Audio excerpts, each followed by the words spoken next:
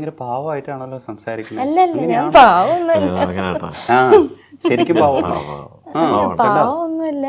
ഇങ്ങനെ സംസാരം എന്തോ സാധിച്ചെടുക്കാൻ സപ്പോർട്ട് ചെയ്യുന്നുണ്ട്. അയ്യോ പാവമാണ്. പാവാണ് അങ്ങനൊന്നുമില്ല. പാവൊന്നും അല്ല. ഇത് വേണ്ടി വന്ന ഒരു പല്ല് പറിക്കും. ജോലി കൊണ്ടല്ല. രണ്ട് പല്ലില്ല. തീരെ പാവമാണ്. അവളെങ്ങനെ കേട്ടോ. ഇങ്ങനെ ഞാൻ വീണ്ടും രണ്ട് ഇങ്ങനെയാണെങ്കിലും വേറൊരു എക്സ്ട്രീം ലെവലുണ്ട്.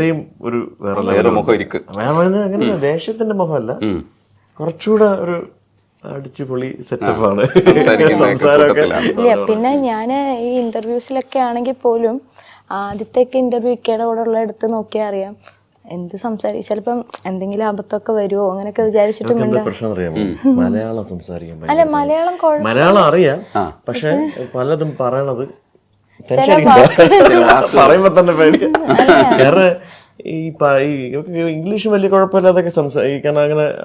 അല്ല മലയാളം വെച്ചാ ഞാൻ പറയും ചിലപ്പം അസ്ഥാനം കയറിയിട്ട് ഇപ്പൊ ബേക്കറി കയറി പദാർത്ഥം കഴിക്കുന്നു അങ്ങനല്ല, കുറച്ചും കൂടെ നന്നായിട്ട് പറയാം. അങ്ങനല്ല, മാന്യമായി പറയാൻ ശ്രമിക്കുന്നത്. അല്ല മലയാളം എനിക്ക് നന്നായിട്ട് അറിയാം, ഞാൻ സംസാരിക്കുന്നില്ല മലയാളം അറിയാം, പക്ഷെ ചില വാക്കുകൾ പ്രയോഗിക്കണോ വേണ്ടോ എന്ന് വിചാരിച്ചിട്ട് അങ്ങനെ ഞാൻ അറിയാൻ. അത് വളരെ അപരിഷ്കൃതമായിരുന്നു എന്നൊക്കെ പറഞ്ഞു.